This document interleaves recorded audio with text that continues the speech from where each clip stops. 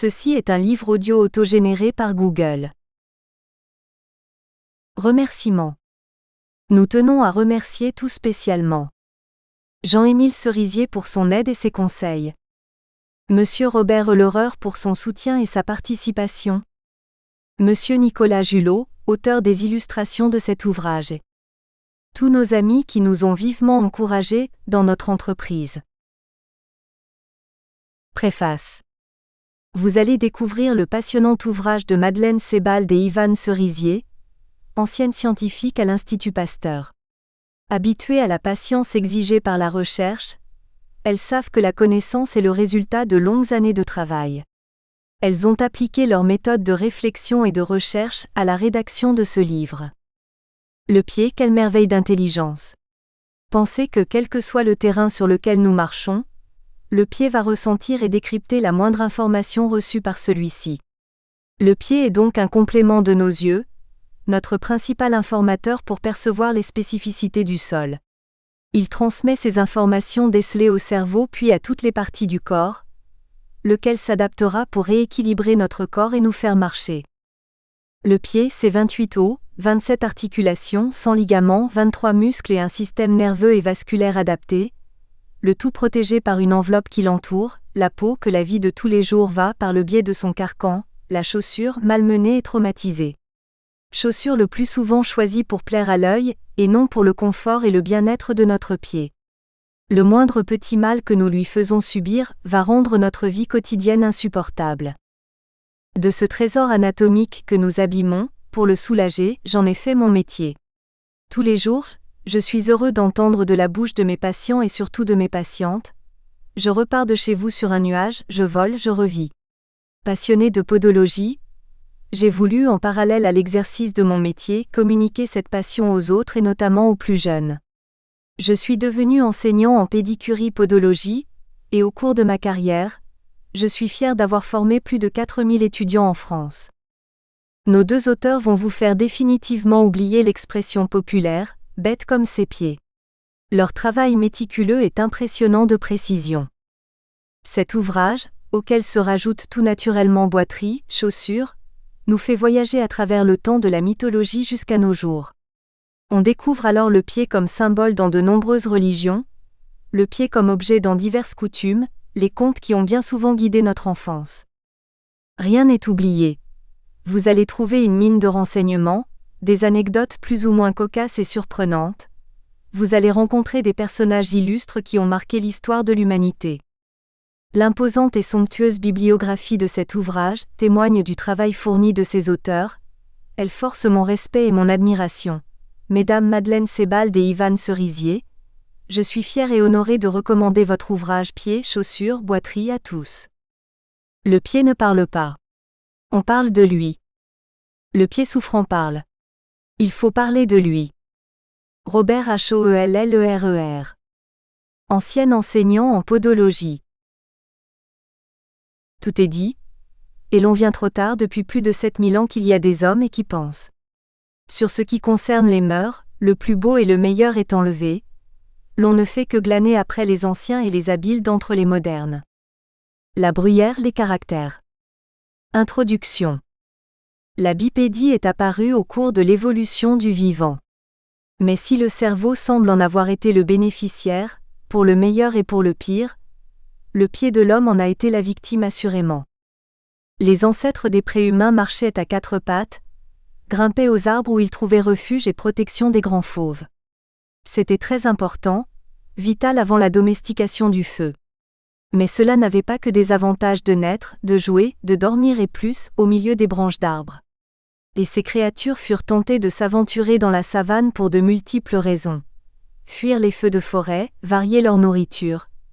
Lassées de regarder au ras des pâquerettes, elles mesurèrent l'intérêt de regarder au loin pour anticiper le danger, et celui d'exposer leur visage à la brise du soir, d'admirer les couchers de soleil et les nuits étoilées sans recevoir une branche dans les yeux. L'adoption de la bipédie par nos ancêtres a été très lente, passant de façon un peu chaotique et déroutante pour les futurs paléoanthropologues par différents stades. Bipédie de posture dans les arbres et sur le sol, d'abord instable et temporaire, ensuite plus assurée. Ils s'adaptèrent à la marche bipède, avec retour dans les arbres puis sans retour. Les préhumains durent par un long apprentissage différencier la fonction de leurs membres antérieurs et postérieurs et celle de leurs bras et mains gauche et droite. Il est possible que, pour plus d'efficacité, quand il s'agissait de grimper aux arbres, la main gauche servit à s'agripper. La droite, libérée de cette fonction, put ainsi être préhensile, parfois assistée par les pieds. Devenu bipède, le préhumain conserva et accentua la latéralisation droite-gauche de ses mains, et ses pieds perdirent quasiment tout de leur capacité préhensile. Ses mains libérées le rendirent bricoleur. Ce fut l'aventure bipède. Et elle le conduisit à renforcer ses membres postérieurs, à trouver un nouvel équilibre en modifiant son oreille interne, à étendre son champ visuel, à développer son sens de l'orientation et à modifier l'empilement de ses vertèbres. La colonne vertébrale en prit un sacré coup, c'est certain, même s'il fallut que s'écoulent des millénaires avant que les secrétaires ne parlent de leur mal de dos. Mais l'homme se redressa avec une probable conséquence positive, l'augmentation du volume de sa boîte crânienne et de son contenu, et un corollaire plutôt négatif sur le plan esthétique, le nécessaire élargissement du bassin de la femelle pour lui permettre d'enfanter. Le grand perdant de ces processus d'hominisation et d'humanisation, ce fut le pied. Antérieurement préhensile, le voilà support obligé du corps, toujours en train de négocier avec les 28 os aux formes bizarres qui le structurent. Le pied devint ainsi écrasé à chaque pas, et se trouva beaucoup plus traumatisé que le genou. Car le genou, rebelle et retors, fit longtemps de la résistance, puis il se soumit. Quant au pied, il est toujours écrasé à chaque pas, soit 6 à 10 000 fois par jour. Et on peut supposer que les pieds de nos ancêtres devinrent particulièrement faiblards, chez les femmes qui, avec la domestication du feu, le partage du travail, la lente sédentarisation, perdirent de la force dans les ligaments et tendons de leurs pieds. Les femmes se consolèrent de l'acquisition de la bipédie en voyant que cela redressait leurs seins, et peut-être se mirent-elles à rêver de devenir des Claudia Schiffer. Ce fut un bien long processus, puisque l'une de nos plus célèbres ancêtres, Lucie, Australopithecus afarensis, vivant il y a 3,5 millions d'années, marchait droit, appuyé sur de courtes jambes, nous dit-on, mais en balançant ses bras démesurés. Son bassin était large et peu profond, ce qui implique qu'elle tenait sur ses jambes grâce à l'écartement des articulations des hanches. Ses pieds étaient proches de ceux d'Homo sapiens, en ce sens qu'elle posait d'abord son talon sur le sol, puis le pied prenait appui d'arrière en avant en finissant sur le gros orteil. Apparemment les autres orteils n'étaient pas jolis. Ses pieds se posaient un peu comme ceux de Bécassine en léger valgus. Cependant, on a longtemps débattu chez Lucie de l'existence d'une bipédie complète avec position verticale du corps, faute d'échantillons. Elle vient d'être confirmée par la découverte d'un os de pied, vieux de 3,2 millions d'années, venant du site éthiopien où ont été trouvés les ossements de Lucie. Ce quatrième métatarsien presque intact était celui d'un pied non préhensile, inadapté au déplacement dans les arbres, arqué, rigide, permettant de repousser le sol et flexible pour absorber les chocs. Ward et al., Science, 11 février 2011. On était bien loin de la marche avec talons hauts, très haut sur podium de haute couture. Il est donc clair que le prix à payer pour l'acquisition de la bipédie et le développement du cerveau fut l'écrasement du pied à chaque pas. Le conflit tête-pied, inhérent à la condition humaine, était né. Cet écrasement a induit le pied plat, et les problèmes qui en découlèrent furent plutôt aggravés que résolus par le port de chaussures si souvent extravagantes et si rarement adaptées à la forme du pied. Car il n'y a pas de pied parfait. Avec les chaussures, les humains découvrirent les pieds en équin, les durillons et corps aux pieds et ceux, bien avant Épitacte. Bien sûr, les animaux ont aussi des pieds sensibles. Mais au moins ne portent-ils pas de chaussures. En ce qui concerne le pied des animaux, comment ne pas songer aux éléphants dont les pieds sont si chatouilleux? Selon un vieux conte indien, l'éléphant, indifférent aux fourmis sur son dos, n'en peut supporter aucune sous son pied. Mais cette particularité est associée à la barosensibilité de ses pieds, qui en fait un redoutable détecteur sismique. Les éléphants sont ainsi avertis des colères de la terre ou de l'approche d'une horde ennemie. Cela a pu contribuer à la survie de l'espèce. Et dans nos parcs zoologiques, les éléphants sont parfois très chatouilleux des pieds, grognons en cas de problème relevant de la podologie et détestent que l'on soigne leurs ongles. Malheur aux soigneurs qui parfois l'ignorent. Mais revenons à l'homme. Il inventa la chaussure. Ce fut son premier véhicule, lui permettant d'améliorer ses déplacements. On peut imaginer que ce furent d'abord des sandales tenues à la jambe par des courroies avec orteils libres, puis des chaussures ou bottes confectionnées avec des peaux de bêtes. On peut aussi avancer que l'homme eut l'idée de bourrer ses véhicules de mousse, de lichen, ou d'herbe dans le but d'amortir les chocs, de se protéger du froid et de l'humidité, puis qu'il imagina la chaussette russe faite de bandages. En perfectionnant ses chaussures, l'homme découvrit alors dans la douleur ce que chiralité veut dire et que solution devait être apportée à la latéralisation du pied. Le port de chaussures a eu plusieurs conséquences. La chaussure est un vêtement. Au risque de paraître iconoclaste, on peut même présumer que ce fut le premier ou l'un des premiers vêtements de l'homme car des milliers et des milliers d'années se sont écoulées entre la verticalisation du corps et le port d'un vêtement le couvrant, vêtement rendu nécessaire par la perte quasi complète de sa pilosité, estimée à 100 000 ans environ. Quelqu'un a dit que l'homme est devenu capitaliste dès l'instant où il s'est aperçu qu'il était nu, et a été conduit à se vêtir. Le fait même de porter des chaussures plutôt que de ne pas en porter a dû vite apparaître comme une catégorisation sociologique, un indice de rang dans le clan, de mode de vie, itinérante ou sédentaire, guerrière, contemplative, etc. Dans le chapitre 8 où sont évoqués quelques aspects de la mode des chaussures, l'homme mâle a presque été oublié, bien que pour lui aussi, la mode puisse être impérieuse. La Bruyère a par exemple écrit dans les caractères « Iphis voit à l'église un soulier d'une nouvelle mode, il regarde le sien et en rougit. Il ne se croit plus couvert par un habit. Il était venu à la messe pour s'y montrer et il se cache. Le voilà retenu par le pied dans sa chambre tout le reste du jour. » Quant à la femme, tout se passe comme si, au cours de l'évolution, la sédentarisation aidant, elle avait fait de la chaussure un objet de séduction, découvrant tout le profit qu'elle pouvait en tirer. Modification de la démarche, de la position du bassin et des seins. Pieds et chaussures ont ainsi acquis une charge érotique nouvelle pour elle et ses compagnons, pouvant aller jusqu'au fétichisme. Les contes, la mythologie, la littérature en témoignent bien avant la théorisation qui en a été faite par les psychanalystes au XXe siècle. C'est un fétichisme entretenu, voire exacerbé par le tabou lié au sexe.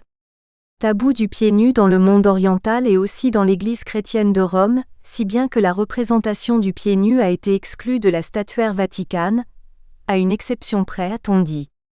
Le sexe étant taboué dans de nombreuses cultures, le pied est devenu une figure de style pour le désigner. Et par une sorte de redoublement métonymique, la chaussure, plus maniable que le pied si l'on peut dire, vient parfois au secours du pied, confère chapitres 2 à 6. Toute représentation anthropomorphe d'une force créatrice appelée Dieu est un besoin primaire pour l'homme, représentation que l'esprit se charge de remettre en question. Aussi s'avère-t-il difficile pour beaucoup de se libérer totalement d'une quête de signes tangibles de la présence ou du passage sur terre du Dieu. En parallèle à la recherche d'un plan divin donnant un sens au monde, aux tentatives de renoncer à une représentation animale ou humaine du visage de la divinité, l'homme a cherché et trouvé des traces de pas du Dieu ou de son prophète. De ce point de vue, le bouddhisme, par sa riche iconographie, surpasse toutes les religions et a retenu notre attention, confère chapitre 4. Une anomalie du pied, congénitale ou acquise, se traduit tôt ou tard par une démarche modifiée dite boiterie ou boitement car les deux se disent. Que le pied soit à l'origine de la boiterie était si fréquent dans les temps anciens que les traducteurs des textes bibliques par exemple hésitent souvent entre boiteux, pieds malades, perclus des pieds. Et les mots boiteux et bottes dérivent peut-être du mot boîte. La guérison d'une boiterie était si souhaitable et si improbable qu'elle était associée, elle l'est parfois encore, à un pouvoir miraculeux, voire non exempte d'une fonction prosélyte. C'est un boiteux congénital mendiant à la porte du temple que guérit l'apôtre Pierre, acte 3,1-10, et Paul guérit aussi un impotent de naissance, acte 14,8-10. Aussi Paul fut-il appelé par la foule enthousiaste, Mercure, et Barnabé qui l'accompagnait, Jupiter. La foule voulut leur offrir un sacrifice de taureau auquel ils échappèrent de justesse, acte 14,11-18. Sous le regard de l'autre, le boiteux était confronté à la moquerie, parfois au quolibet. Est-ce la raison pour laquelle dans la mythologie, les contes et légendes, les boiteux sont souvent valorisés par des qualités telles qu'habileté ou imagination ? Ils sont astucieux, malins, voire même un peu magiciens. Héphaïstos est le prototype ou le représentant des illustres boiteux. Par métonymie, le pied et son contenant, chaussures, bottes, sabots, chaussettes, parfois un fragment du pied, ongles, os sésamoïdes, ont été associés à un pouvoir magique. Les contes sont une source inépuisable d'informations sur le pied et la chaussure. Ils illustrent comment l'enfant dès son plus jeune âge est conditionné par sa nourrice à la séduction, à ses dangers aussi. Si l'on considère les contes du cycle de Cendrillon qui ont traversé les siècles et les continents, ils font toujours partie de notre inconscient, comme le suggèrent des exemples empruntés à la littérature ou à la presse récente. Pieds, chaussures, boiteries sont présents dans les textes littéraires. Parfois sous forme de métaphores qui parsèment le texte. C'est par exemple le cas chez Cervantes. Ailleurs, pieds et chaussures sont en quelque sorte les personnages principaux, rétifs de la Bretonne. Dans d'autres textes, pieds et chaussures ou boiteries sont si souvent décrits qu'ils donnent au texte une coloration très particulière. Ils deviennent une sorte de représentation du monde vu d'en bas, Flaubert, Machado de Assis. Le pied taboué et érotisé a donné lieu à des fantasmes de fragmentation du corps féminin, particulièrement illustrés en Orient, par exemple par Tanizaki. Et des tels fantasmes rendent compte de certaines œuvres des surréalistes, comme Magritte avec ses hybrides pieds-chaussures, Le modèle rouge 1935, La philosophie dans le boudoir 1947, ou avec sa toile L'amour désarmé 1935, représentant une femme réduite à une chevelure frisée sortant d'une paire de chaussures et se reflétant dans un miroir. Et d'un point de vue graphique, si l'on remonte le temps, c'est Balzac qui peut être considéré comme un précurseur de tels fantasmes. Le pied plutôt que la tête. Son étrange nouvelle, Le chef-d'œuvre inconnu, est un brûlot sur l'art académique et l'art tout court qu'auraient pu signer Apollinaire, Magritte et Georges Perec. Un jeune peintre Nicolas Poussin et son ami rendent visite à un peintre académique et y rencontrent un peintre âgé. Quoique lié, le vieil homme n'en critique pas moins la technique de la jeune génération. Trop de lignes, contours trop prononcés, raideur des personnages, etc. En quelques coups de pinceau, il montre au jeune comment illuminer un tableau et lui donner vie. C'est le dernier coup de pinceau qui compte, dit-il. Mais le vieillard est un original et il refuse de montrer un certain tableau auquel il travaille depuis 10 ans, dont il est fier et en quelque sorte amoureux, alors qu'il n'a que mépris pour d'autres tableaux admirables qu'il a peints mais qualifie de premier barbouillage. Dans ce tableau caché, le vieillard s'est efforcé de peindre une femme parfaite donc irréelle, une beauté céleste, ou plutôt son âme. Finalement, cédant aux souhaits des jeunes gens, il leur montre son chef-d'œuvre. Mais les deux jeunes ne virent rien, même en se mettant à droite, à gauche, en se baissant et se levant tour à tour. Rien qu'une multitude de formes bizarres formant une muraille de peinture. Seul le vieil homme voyait des seins, des bras, des formes arrondies gracieuses. Pour les observateurs, il n'y avait rien, sauf, dans un coin de la toile, le bout d'un pied nu qui sortait de ce chaos de couleurs. Ce pied apparaissait là comme la force de quelque Vénus en marbre de Paros, qui surgirait parmi les décombres d'une ville incendiée. Une attention particulière a été portée à quelques personnages historiques, écrivains, hommes de pouvoir, atteints d'un handicap sévère du pied et ou de boiterie, surtout dans le cas d'une atteinte précoce. Les exemples retenus suggèrent que leurs vies en ont été bouleversées et réorientées. Nous ne saurions affirmer l'existence de traits psychologiques communs à tous ces handicapés célèbres. Et pourtant, comment ne pas noter le papillonnage hors du commun de certains, leur comportement échevelé, qui peut paraître comme une revanche. Songeons aux vies de Talleyrand, de G. Morris, de Byron. Dans le chapitre 7, quelques exemples nous ont amenés à considérer l'incidence d'un handicap sur l'exercice du pouvoir. Le pied souffrant apparaît dans divers chapitres où il traduit désir de vengeance, sadisme chapitres 3 et 6, mais aussi masochisme, autopunition chapitre 4. Les malheurs du pied ont été le sujet d'un chapitre particulier, chapitre 9, tandis que médecine et hygiène ouvrent des perspectives toujours d'actualité, chapitre 10. Il ne s'agit pas d'un texte académique ou à visée encyclopédique. Nous avons ainsi privilégié la mythologie grecque à la mythologie latine, dont les divinités sont des transpositions de la première citée. L'accessibilité de la source nous a conduit à privilégier le Talmud de Jérusalem au Talmud de Babylone, etc. Enfin, attachés à l'esprit de nos sources, nous présentons les données retenues de façon aussi brève que possible, accompagnées de références incitant le lecteur à retourner à l'original, en place de longs commentaires. Chapitre 1. Morphologie et hérédité. Le personnage, indécis, hésite à assister à une exécution capitale. C'est alors que le pied droit de Rubião esquissa un demi-tour vers l'extérieur, comme saisi d'un désir de départ, mais le gauche, sous l'effet d'un désir opposé, resta fixe. Il y eut entre les deux une compétition de quelques instants. Monsieur Machado de Assis, le philosophe ou le chien qui casse Borba, métellier. Le pied, unité de mesure. Si, au cours de l'évolution, la main a créé l'outil, le pied lui fut avant le système métrique une base de mesure des distances. Quelques chiffres. Pied grec. 29,6 cm. Un stade égale 600 pieds égale 177,60 mètres. C'est la longueur du stade d'Olympie. Pied anglais, 30,48 cm. Pied espagnol, 27,9 cm. Une lieue royale, 24 000 pieds égale 6,697 km. Pied français, 32,04 cm, pointure 48. C'était la taille du pied de Charlemagne, et aussi la taille du pied du général de Gaulle. Par décision de Charlemagne, son pied devint une unité de mesure, en usage jusqu'à l'adoption du système métrique en 1795. En France, le pied s'est allongé de 3 pointures en 30 ans, passant pour les femmes du 37 au 40, pour les hommes du 40 au 43. L'histoire a retenu de nombreuses informations sur la taille des pieds. Quelques grands pieds sont devenus célèbres et sont à l'origine d'anecdotes. D'une manière générale, chez une femme, les grands pieds n'étaient pas prisés. Bertrade de Lan, dite Berthe au grand pied, mère de Charlemagne, avait un pied plus grand que l'autre et l'histoire ne l'a pas oublié. Les filles de Louis XI, 1423 à 1483, avaient des pieds si grands qu'elles souhaitaient absolument les cacher. C'est ainsi, dit-on, qu'arrivèrent les robes longues traînant au sol. 1.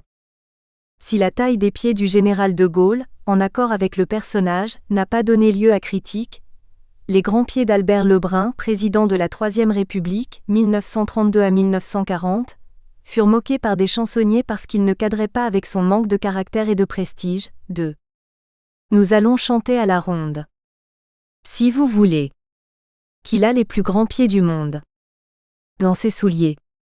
Avoir de grands pieds peut être annonciateur d'un destin hors du commun. Ce peut être le cas, même en Chine, où les petits pieds sont fort appréciés.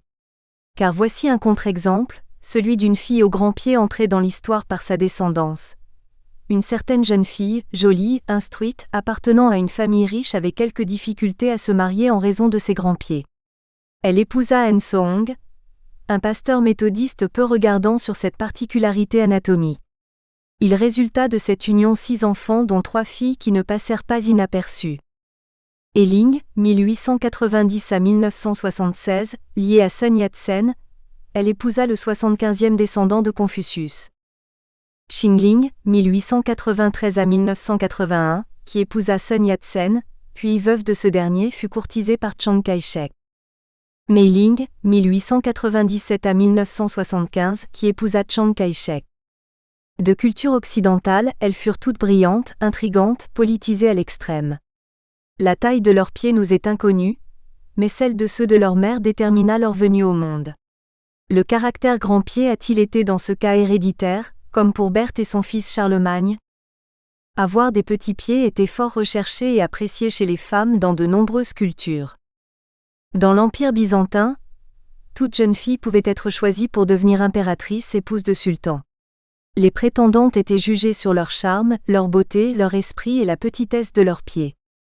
Jusqu'au XVIe siècle, l'heureux élu recevait des mains d'une princesse de la cour des souliers ailés, de couleur pourpre et brodés de perles. En Chine, l'estime pour les petits pieds fut à l'origine de la mutilation des pieds des filles et de plusieurs légendes ou contes. Les petits pieds ont bénéficié d'un succès assuré dans d'autres cultures comme l'atteste la grande diffusion des contes du cycle dit de Cendrillon, de la Chine à l'Europe en passant par le Moyen-Orient et l'Égypte. Ce conte est résumé ci-après.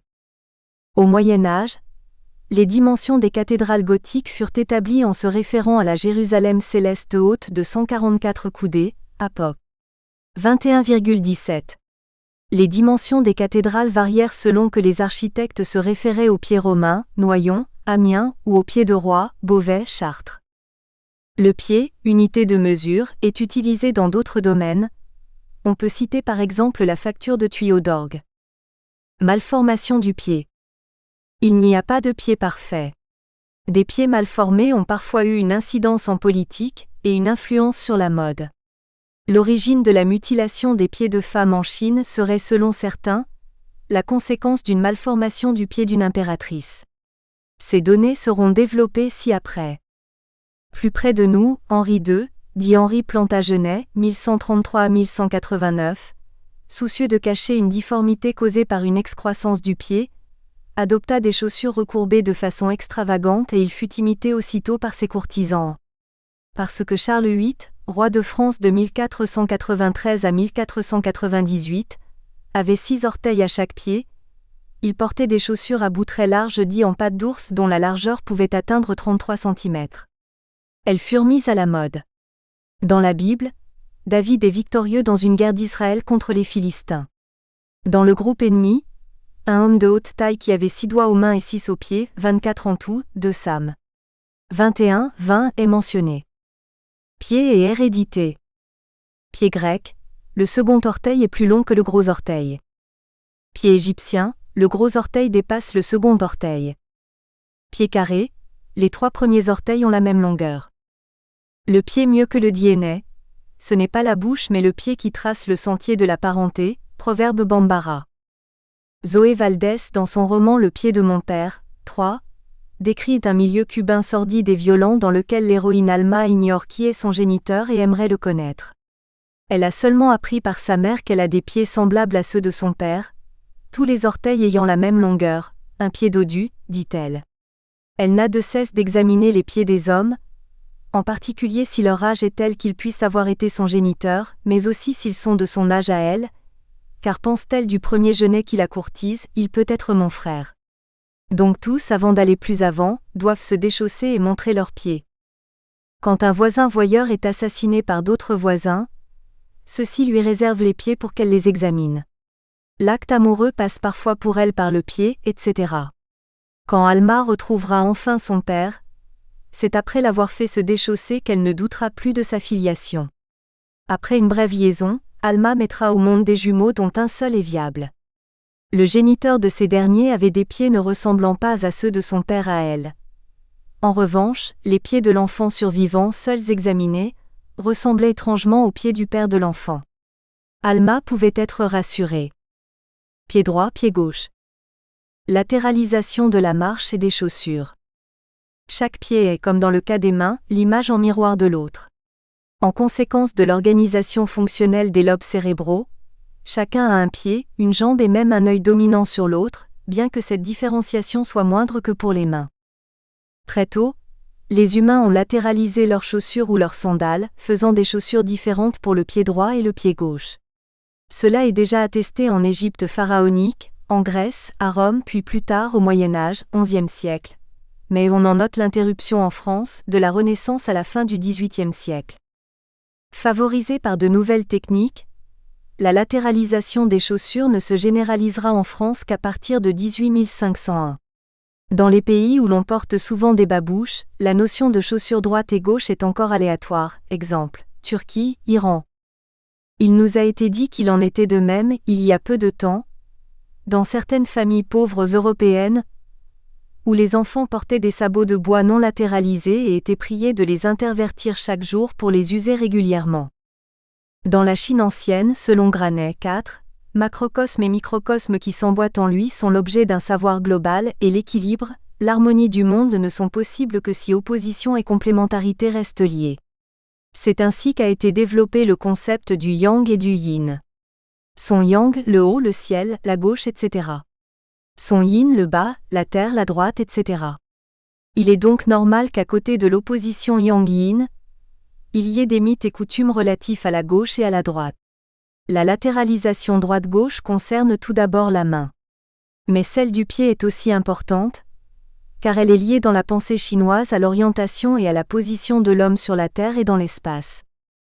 La partie inférieure du corps qui est près de la terre est comme elle, yin. Les Chinois doivent donc être droitiers des mains et surtout des pieds. Marcher vers la gauche convient aux choses du haut et du yang et caractérise les héros qu'anime le génie du ciel. Ceux qu'anime le génie de la terre et du yin sont voués à la marche vers la droite. Marcher vers la gauche, c'est marcher la jambe gauche en avant sans que jamais le pied droit ne dépasse le pied gauche. Et dit Granet, c'est ainsi que marchait Tangle le victorieux, lequel ne touchait à la terre que par des pieds minuscules, tant la vertu du ciel le possédait, alors que Hugh le Grand possédait avec de très grands pieds la vertu de la terre et marchait donc la jambe droite en avant, le pied gauche ne dépassant jamais le pied droit. Tout était codifié, même la façon de monter un escalier. Selon que l'on était chez soi ou non, on devait commencer par un pied ou par l'autre. La petitesse des pieds étant associée aux choses du haut et donc du yang, était-ce une façon de contrebalancer le caractère yin du pied en contact avec la terre, de l'intégrer dans le cosmos? La petitesse du pied à laquelle on donne actuellement une coloration liée à la séduction, au sexe, avait peut-être une signification autre. Des qualités ou vertus sont attribuées au pied droit ou au pied gauche dans d'autres cultures. En Grande-Bretagne, pour une femme enceinte, se lever en avançant le pied droit a été considéré comme de bon augure quant au sexe de l'enfant à naître.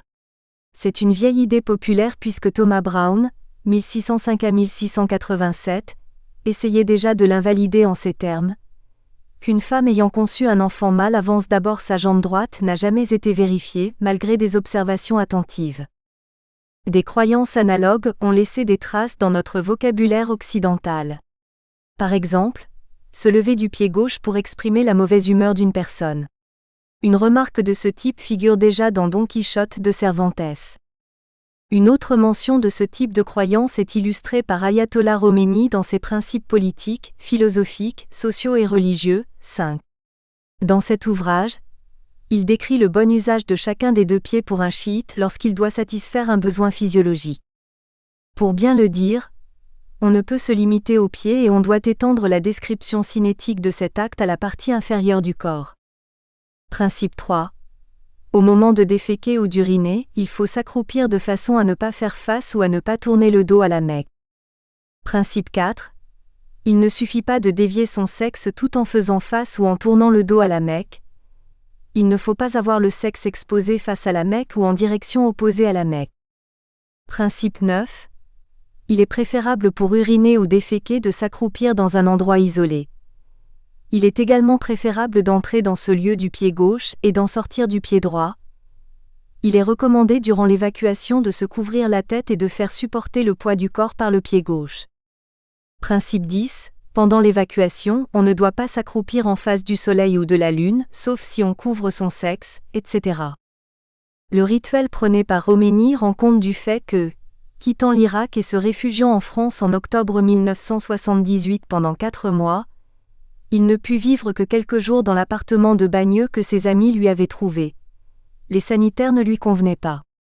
Il lui fallait avoir des sanitaires à la turque pour pratiquer son rituel. Ce fut dans la commune de Naufle-le-Château qu'on lui trouva des lieux appropriés. L'emprise de tous ces dires est tenace dans les populations concernées. Son empreinte disparaît très lentement. Quoi qu'il en soit, les implications de ces différentes croyances ne peuvent laisser que perplexe l'homme du XXIe siècle. Référence bibliographique. Un Histoire générale de la chaussure, catalogue du Musée international de la chaussure, roman, ed. Association des amis du Musée international de la chaussure, 26100. Roman, 1992. 2. Poisson-Georges l'Élysée. Histoire d'un palais, Librairie académique Perrin 1979. 3. Valdez Zoé, Le pied de mon père, Collection Folio, numéro 3718 Gallimard 2002. 4. Granet Marcel, La pensée chinoise, Collection L'évolution de l'humanité Albin Michel, 1988. 5. Khomeini Ayatollah, Principes politiques, philosophiques, sociaux et religieux, Édition libre, Allier 1979. Chapitre 2. Mythologie et Antiquité. Grande est la différence entre les mythologies des différents peuples. L'Antiquité classique nous offre un exemple de cette opposition. La mythologie romaine est pauvre, celle des Grecs est surabondante. Henri Bergson, Les deux sources de la morale et de la religion. Puf. Égypte. En Égypte pharaonique et copte, les esclaves et prisonniers marchaient pieds nus, à l'inverse des personnes bien nées qui portaient des sandales. Cela est attesté par des peintures murales.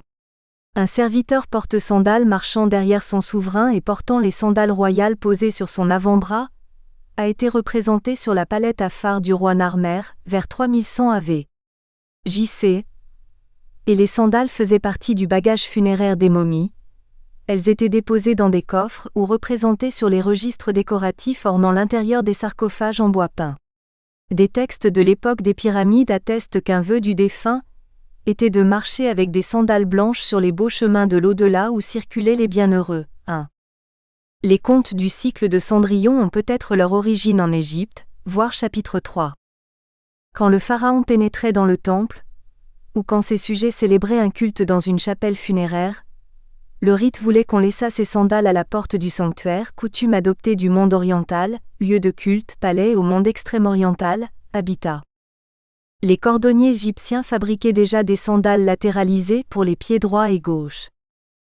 Grèce.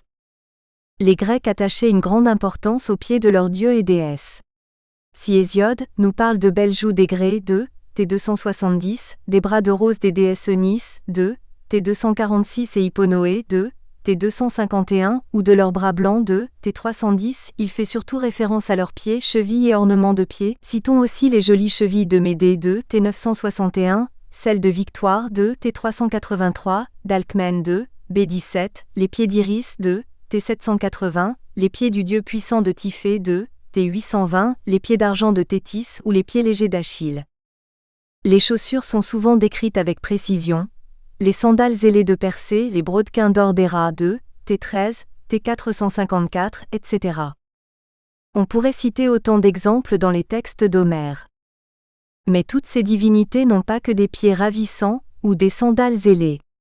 La mythologie grecque est pleine d'informations sur les lésions des pieds et la boiterie. Héphaïstos, l'illustre boiteux.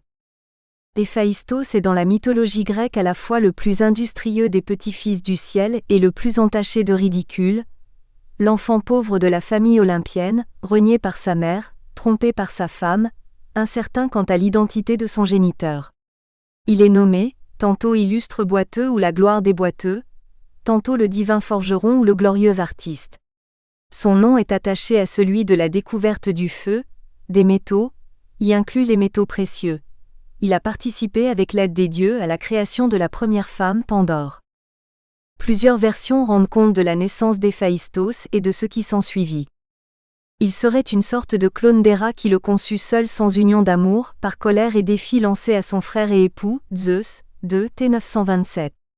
Ce fut un enfant du vent, a dit Lucien. Selon d'autres versions, Héphaïstos serait l'enfant illégitime ou légitime de ce couple incestueux. D'après la légende, il naquit laid et difforme, ce qui fit dire à sa mère: seul parmi les immortels, mon fils Héphaïstos est infirme et a les pieds tournés, car dès que je lui eus donné le jour, l'ayant saisi de mes mains, je le précipitai et le jetai dans la vaste mer. Mais selon une autre version, Héphaïstos a été précipité du haut de l'Olympe par Zeus, irrité de le voir prendre toujours parti pour sa mère lors d'une querelle du couple. Toujours est-il que l'enfant tournoya dans le vide toute une journée. Il tomba dans une île, Lemnos, sous un volcan, dans une grotte, découvrant ainsi le feu, les métaux et la métallurgie. Il boitait. Ses réalisations sont remarquables et furent façonnées, soit sous terre où les cyclopes lui donnaient parfois un coup de main, soit dans un atelier de l'Olympe, car il avait été autorisé à y être réadmis à plusieurs reprises. Les relations d'Héphaïstos avec sa mère furent parfois bonnes. Il la protégea des assauts de son époux en lui faisant une chambre dont la porte avait des montants solides et un verrou secret. 3. Il.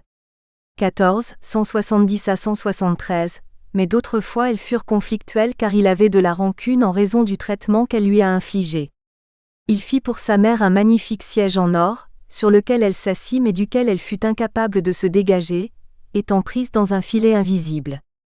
C'est sur l'injonction de Zeus qu'il la libéra avec en contrepartie la promesse d'avoir Aphrodite comme épouse. Tout en prenant quelquefois le parti de sa mère, Héphaïstos apprit à craindre son père, se rappelant selon l'une des versions, qu'il l'avait saisi par les pieds et précipité des célestes parvis. Il fit pour son père une chambre sécurisée pour des raisons évidentes, et lui fabriqua un sceptre. La vie amoureuse d'Héphaïstos fut aussi mouvementée que malchanceuse. On lui attribue une tentative de viol d'Athéna 4, et une descendance pas toujours reluisante. les Kabyres divinités du feu, un brigand périphète, un boiteux palémonios. Quant à sa relation avec son épouse Aphrodite, elle ne fut pas heureuse. Il découvrit qu'elle avait pour amant son propre frère à lui, Arès le beau, l'insolent qui a les jambes droites. Et l'époux trompé gémit, « Si je naquis infirme, à qui la faute? À moi? Ou à mes pères et mères? Ah! Comme ils auraient pu ne pas me mettre au monde. » Il prépare sa vengeance en forgeant des chaînes invisibles disposées en réseau autour du lit à la façon d'une toile d'araignée que l'on ne peut ni dénouer, ni déplacer, ni rompre. Quand le couple y fut enlacé, l'ingénieux dispositif leur tomba dessus enfermant les amants comme dans une trappe. Héphaïstos ameuta les immortels qui assistèrent hilars au spectacle. La fille était trop jolie, dit Héphaïstos, tandis que le chœur des divinités chantait, boiteux contre coureur. Voilà que ce bancal d'Héphaïstos prend Arès. Le plus vite des dieux, des maîtres de l'Olympe, et dupe du boiteux. Il va falloir payer le prix de l'adultère, 3 au 8, 306 à 340. Pour en finir avec l'adresse du métallurgiste dans la fabrication des appareils de contention, il en fit aussi un autre permettant d'immobiliser Prométhée, le voleur de feu. Parmi de nombreuses réalisations pour les divinités de l'Olympe et leurs descendance, citons aussi 20 trépieds dont le fond est posé sur des roues d'or et qui de même se rendent à l'assemblée des dieux, une panoplie très complète de guerriers, finement décorés pour Achille et comprenant bouclier, baudrier, casque, cuirasse, une cuirasse pour Diomède, une faucille pour Déméter, des flèches pour Apollon et Artémis, des cymbales d'argent pour Héraclès, une coupe d'or pour Hélios et Dionysos, un diadème pour Ariane, un collier pour Cadmos. En plus des trépieds, il fabriqua d'autres automates, 2 taureaux sauvages qui soufflaient le feu par les narines et avaient des pieds d'airain pour Aétès, le père de Médée, 2 chiens d'or et d'argent gardiens du palais d'Alcinos, roi des Phéaciens, le géant Talos, 4. Héphaïstos ne travaillait pas que les métaux. Pour se venger de Prométhée qui a volé le feu pour le donner aux mortels, Zeus décida de créer un mal destiné aux humains avec le concours des dieux et d'Héphaïstos, 2, T 570 à 605, TJ 60 à 105. Celui-ci modela à partir de terre et d'eau, la statue d'une chaste vierge, lui forgea un diadème d'or, le tout embelli de colifichets superbes par Athéna. Hermès, sur la demande de Zeus, mit en son sein mensonge, mot trompeur et la parole. Elle fut nommée Pandore, égale le présent de tous les dieux. Il en résulta un piège profond sans issue, destiné aux humains car c'est de celle-ci qu'est sortie la race maudite des femmes, 2, T 593. En effet, Pandore, ayant amené avec elle une jarre, la donna à Épiméthée l'imprévoyant. Épiméthée égale qui comprend trop tard, qui oublia le conseil de son frère Prométhée, Prométhée égale qui comprend avant de n'accepter aucun cadeau des dieux. Ouverte un court instant par Pandore, la jarre laissa s'échapper tous les maux, seul l'espoir resta dans la jarre. Pandore et Épiméthée donnèrent naissance à Pyrrha, qui en s'unissant à son cousin Deucalion fut à l'origine de la race humaine, 2, comme 570 à 613, TJ 60 à 105. Héphaïstos était mal aimé de ses géniteurs. Ce fut la cause de sa boiterie. Il est aussi le prototype du boiteux ingénieux mais complexé en amour, ce qui reflète l'importance attribuée à cette époque à la perfection physique. L'Abdacide, en particulier Oedipe. L'Abdacos, petit-fils de Cadmos, phénicien, fils de Polydoros et petit-neveu d'Europe, fut le premier souverain de Thèbes et donna son nom à la dynastie thébaine. Il était boiteux, d'où son nom. L'Abdacos avait un fils, Laïo. L'onomastique de son nom n'est pas transparente et peut vouloir dire qu'il est un homme gauche, qui gauchit toutes ses relations. 5. C'est un déviant qui ne s'intéresse guère aux femmes et se prend d'une passion coupable pour Chrysippos, fils de son hôte Pélops. Quand Laïo est amené à le quitter, Chrysippos se tue de désespoir. Maudit par Pélops, ou à la suite de la colère d'Héra en raison du forfait de Laïo, ce dernier consulte la Pythie mais tiendra trop compte de l'oracle. Laïo épouse Jocaste, laquelle est engrossée par son époux à la faveur d'une orgie. Un enfant mâle naîtra. Mais l'oracle de Delphes avait prédit à Laïo que s'il avait un fils, celui-ci le tuerait et coucherait avec sa mère. Il fallait donc faire disparaître l'enfant. Ici, on peut citer 2 variantes du récit. Dans l'une d'elles, ses parents lui ont percé les pieds avec des aiguilles et l'ont abandonné. Mais il fut trouvé ensuite par des pâtres. Dans une autre variante, Laïo a donné l'ordre à un berger de faire disparaître l'enfant.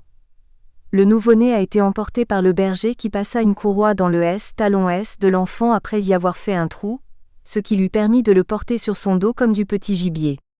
Le berger, conquis par le sourire de l'enfant, refusa de l'abandonner et le donna à un autre berger. Quoi qu'il en soit, l'enfant sauvé sera adopté par le roi Polybe et comme il avait le pieds gonflés, il le surnomma Œdipe, Oïdipou égale qui a les pieds enflés, et l'éleva comme son propre fils. Les moqueries de ses compagnons amenèrent Œdipe à douter de sa filiation et à questionner Polybe et son épouse Mérope. Devant l'ambiguïté de leurs réponses, Œdipe se rendit à son tour à Delphes pour consulter l'oracle d'Apollon. Sans lui révéler son origine, la Pythie lui conseilla simplement de ne pas retourner dans sa patrie car il y tuerait son père et épouserait sa mère. Se croyant fils de Polybe et de Mérope, il ne retourna pas à Corinthe.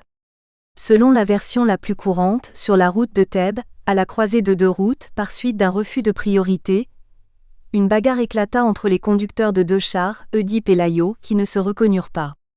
Œdipe est frappé d'un coup d'aiguillon par le cocher de Laïo, ou bien il eut le pied écrasé sous une roue du char, et un cheval est tué. Transporté de colère, Œdipe tua Laïo. Puis, continuant sa route vers Thèbes, Œdipe rencontra un monstre, le Sphinx, sur lequel circulaient plusieurs légendes. Il était un envoyé d'Héra et devait tuer Laïo, ou il était un enfant naturel de Laïo chargé de poser des embûches ou des énigmes aux Thébains. Œdipe saura résoudre l'énigme posée par le Sphinx, le tuera et continuera sa route. Jocaste l'épousera pour l'en remercier. On connaît la suite, Jocaste et Œdipe vont découvrir leur filiation. Jocaste se pend. Œdipe devient fou, se crève les yeux et conduit par sa fille Antigone, meurt dans un bois sacré. Ajoutons que selon Mallarmé, en plus de sa signification de pieds gonflés, Oïdipou pourrait signifier « qui sait l'énigme des pieds ». Car, Œdipe eut à résoudre l'énigme du Sphinx qui était « quelle est la créature qui va sur 4 pieds le matin, sur 2 pendant le jour et sur 3 le soir ?» La réponse est évidemment l'homme aux 3 âges de la vie. Le mot grec, dit Mallarmé, peut signifier enfler ou savoir. Cependant, selon lui, les 2 étymologies seraient des fantaisies d'époque récente. Selon J.P. Vernant 5, la question posée par la Sphinge était « quel est l'être, le seul parmi ceux qui vivent sur terre, dans les eaux, dans les airs, qui a une seule voix, une seule façon de parler, une seule nature, mais qui a 2 pieds, 3 pieds et 4 pieds, dipou, tripou, tétrapou ?» Et la réponse d'Œdipe aurait été facilitée par le sens de son patronyme, Oïdipou, bipède. Jocaste eut d'Œdipe 4 enfants, 2 fils Étéocle, Polynice et 2 filles, Antigone, Ismène. Un refus de reconnaissance de primogéniture éclata entre les 2 frères qui auraient chacun voulu être rois. Après diverses péripéties, les 2 frères s'entretuèrent dans un duel, Antigone se suicida et Ismène fut assassiné. Des 4 enfants de l'inceste, aucun ne fut épargné par la fatalité. Du mythe d'Œdipe a été surtout retenu le parricide et l'inceste du héros, si cher à Sigmund Freud et à ses disciples. Mais il n'y a pas que cela dans la légende des Labdacides. D'autres remarques n'ont pas été commentées comme il se doit. 1. L'irresponsabilité d'Œdipe puisqu'il ignorait qui étaient ses parents biologiques. Méritait-il d'en devenir fou? 2. La lourde responsabilité de ses parents, qui serait à l'heure actuelle traduit en justice pour maltraitance d'enfants. 3. Le cas d'Œdipe amène à se poser la question du rôle de l'hérédité et de celui du milieu familial, car il s'agit typiquement d'une famille maudite pour ne pas dire pathologique. 4. De façon encore plus nette, le mythe conduit à s'interroger sur le comportement d'un géniteur vis-à-vis d'un enfant conçu sans amour, et sur les conséquences qui en résultent. 5. On ne peut que souligner la dangerosité des gourous, capables d'influencer des êtres crédules ou immatures. Ces 2 dernières remarques font encore l'objet d'un tabou à l'heure actuelle. En conclusion, l'histoire des Labdacides est digne d'entrer en très bonne place dans les textes associant pieds mal formés, claudication et famille maudite. Talos, le premier ou l'un des premiers automates, 5, 6. Selon les versions, Talos était le fils ou le neveu de Dédale, l'œuvre de Dédale ou celle d'Héphaïstos le boiteux, cette dernière version est communément retenue. Talos est ingénieux comme Dédale ou Héphaïstos. On lui attribue l'invention du compas, 2 bras de fer unis par un lien, l'un restant fixe si l'autre en est séparé par un angle constant, lorsqu'il tourne il forme un cercle. On lui doit également la scie après observation d'une mâchoire de serpent ou d'un squelette de poisson, car un mouvement de va-et-vient de celui-ci sur du bois était capable de l'entamer. Il en fit une copie en métal. Talos était un géant de bronze qui n'était faible que du talon, où se trouvait une sorte de veine équipée d'une clé en assurant la fermeture. Toute sa vigueur métallurgique devait s'écouler si on ouvrait cette sorte de targette. Zeus va trouver un emploi ad hoc pour Talos. Transformé en taureau, Zeus avait enlevé par surprise une jeune vierge phénicienne qui se baignait sur le rivage de Tyr. Elle se nommait Europe et avait plusieurs frères dont Cadmos. Zeus amena la ravissante Europe en Crète, la consomma et l'y fixa avec l'aide de Talos. Celui-ci la gardait, faisant 3 fois par jour le tour de l'île en courant. Il tuait tout étranger qui tentait d'entrer, en l'étreignant de son corps préalablement porté au rouge sur le feu. Mais Talos, avec sa faiblesse au talon, n'était pas invulnérable. Il fut blessé au talon, soit par la magicienne Médée qui passant par là lors de l'expédition des Argonautes tourna la clé, soit par Héraclès qui lui envoya une flèche juste dans ce point faible. Talos mort, Europe disparut, obéissant à l'oracle de Delphes. Elle erra en suivant une vache vengeresse fondant une cité là où la vache s'arrêtait. Toute la famille d'Europe partit à sa recherche, sa mère et ses 3 frères. C'est ainsi que commença la migration asiate vers le monde entier et entre autres, l'implantation de Cadmos, frère d'Europe, à Thèbes, dynastie des Labdacides. Achille. Fils du vieux Pelée et de Thétis, Achille a été victime de sa mère qui précipitait tous ses enfants mortels dans le feu, brûlant en eux toute humidité porteuse de corruption, afin de les rendre immortels. 5. Pelée avait sauvé son fils. Cependant, un os du talon de l'enfant était mort, brûlé par le feu. On récupéra, grâce au bon centaure Chiron, le talon d'un cadavre de centaure, homme-cheval très rapide à la course. Le talon fut greffé au pied du petit Achille qui courut aussi vite qu'un cerf. Puisque le centaure a le buste d'un homme et le corps d'un cheval, c'est à notre connaissance la première et seule xénogreffe pratiquée chez l'homme. Et le greffon venait d'un cadavre. La greffe fut un succès et ce, en l'absence de cyclosporine. Un peu de modestie, messieurs les immunologistes. Pour protéger son fils, Pelée expédia le jeune garçon à Scaïro où il fut élevé parmi les filles du roi dans le Gynécée sous le nom de Pyrrha. Mais démasqué par Ulysse, il dut participer à la guerre de Troie avec courage et réussite comme chacun sait. Cependant, un point restait vulnérable au corps d'Achille, son talon. Aussi fut-il mortellement blessé par une flèche, que Paris lui décocha et qui aboutit juste au mauvais endroit. On parle de façon métaphorique, pour désigner un point faible de tendon d'Achille ou de talon d'Achille. Le deuxième terme paraît plus judicieux car il avait dû s'agir d'une greffe de calcanéum encore que le tendon du muscle jambier postérieur avait certainement été lésé, ce qui le fit nommer par les anatomistes, tendon d'Achille tendon et talon d'Achille sont donc acceptables. On a estimé que les histoires des points vulnérables de Talos et d'Achille auraient été inspirées par la technique de fonderie dite à la cire perdue. La sandale d'Empédocle. Environ 490 environ 430 AV. J.C. Né à Agrigenté, ce philosophe est connu pour son rôle comme chef démocrate de sa cité, position qui l'a conduit à goûter à l'exil. Selon la légende, il mit fin à ses jours en se jetant dans Etna et l'une de ses sandales, trouvée au bord du cratère, ne le suivit pas. La sandale fut-elle rejetée par le volcan?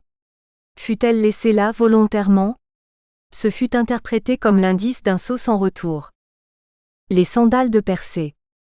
Hérodote dans l'enquête 7 raconte qu'en Égypte, dans une ville nommée Chémi, actuellement Akhmin, existait un sanctuaire dédié à Persée, héros grec, bien que les Égyptiens s'opposaient à l'introduction de coutumes étrangères. Mais Danaé et Lyncée, dont était issu Persée, étaient des Chémites ayant émigré en Grèce. Persée apparaissait parfois aux habitants de la ville, parfois même à l'intérieur du sanctuaire, et on y trouvait quelquefois l'une des sandales qu'il avait portées. Cette dernière était longue de 2 coudées, près de 0,90 mètres. Quand la sandale apparaissait, prétendait-il, c'est la prospérité pour l'Égypte tout entière. Sisyphe et le marquage du bétail aux pieds, 8. Sisyphe, fondateur mythique de Corinthe et considéré par Homère comme le plus rusé des hommes, eut l'idée de marquer au pied son bétail pour mettre fin aux malversations d'Autolycos qui avait reçu de son père Hermès le don de métamorphoser tout ce qu'il dérobait, en particulier des animaux. Lorsqu'Autolycos vola du bétail à Sisyphe pour la première fois, Sisyphe fut bien incapable de reconnaître son bien. Ensuite, il marqua au fer rouge les sabots de ses animaux et put ainsi confondre Autolycos. Non seulement Sisyphe récupéra ainsi son troupeau, mais il porta atteinte à la vertu de la fille du kleptomane, déjà fiancée à Laërte, roi d'Ithaque. Dans une autre version du mythe, les bœufs volés par Autolycos étaient ceux de Laërte. Sisyphe les identifia parce qu'il avait imprimé une marque sous leurs sabots. Sisyphe apparaît ainsi comme un véritable précurseur. Le sciapode. Le sciapode, sciapode en grec, skia ombre plus pod, pied, est une créature anthropomorphe fantastique possédant une jambe unique terminée par un pied gigantesque qui lui sert de parasol pour s'abriter du soleil. Le sciapode a hanté l'imaginaire depuis fort longtemps et référence est généralement faite au Romain Pline l'Ancien, 23-79 APR. J.C., qui le décrivit dans Naturalis Historia, précisant que Ctésia, historien grec et médecin de Cyrus, 5e siècle AV. J.C. situait les sciapodes en Inde. Avait-il vu en réalité ou en figuration un adepte sadhu en méditation sur une jambe, tandis que l'autre jambe, dans une posture bien peu physiologique, dressait son pied jusqu'à sa tête? Le sciapode a été retenu par la tératologie médiévale, en particulier dans la lettre du prêtre Jean, un faux document diplomatique attribué à Frédéric Barberousse et apparu en 1145. Le prêtre Jean était un souverain légendaire d'Orient. Le sciapode apparaît aussi dans des écrits de Marco Polo. Plus récemment, le sciapode a été mentionné par Gustave Flaubert dans La Tentation de Saint-Antoine, voir chapitre 5. Dans la version de 1856 de ce récit, les sciapodes sont décrits comme des êtres retenus à terre par leurs chevelures plus longues que les lianes, végétant à l'abri de leurs pieds larges comme des parasols. Ils disent regarder à travers leurs pieds la lumière du jour, leurs veines qui s'entrecroisent et leur sang rose qui circule. Dans la version définitive du texte, 1874, la lumière leur apparaît à travers l'épaisseur de leurs talons. Et les sciapodes sont heureux. Point de dérangement et point de travail. La tête le plus bas possible, c'est le secret du bonheur. Les Amazones et les boiteux. Les Amazones ont été décrites par Hérodote, 9, comme des guerrières qui vivaient sans hommes et se brûlaient un sein pour mieux tirer à l'arc. Selon les versions de la légende, elles vivaient soit sur les bords de la mer Noire, soit sur les bords du Danube ou dans le Caucase. Elles auraient échoué dans ces lieux lorsque, venant de Cappadoce et prisonnières des Grecs victorieux à la bataille de Thermodon, elles avaient massacré tous les hommes sur le bateau qui les amenait en Grèce. Elles déconcertèrent les Scythes par leur mode de vie inusuel entre... Nous espérons que vous avez apprécié cet aperçu. Pour continuer à écouter ce livre audio sur Google Play Livres, utilisez le lien dans la description de la vidéo.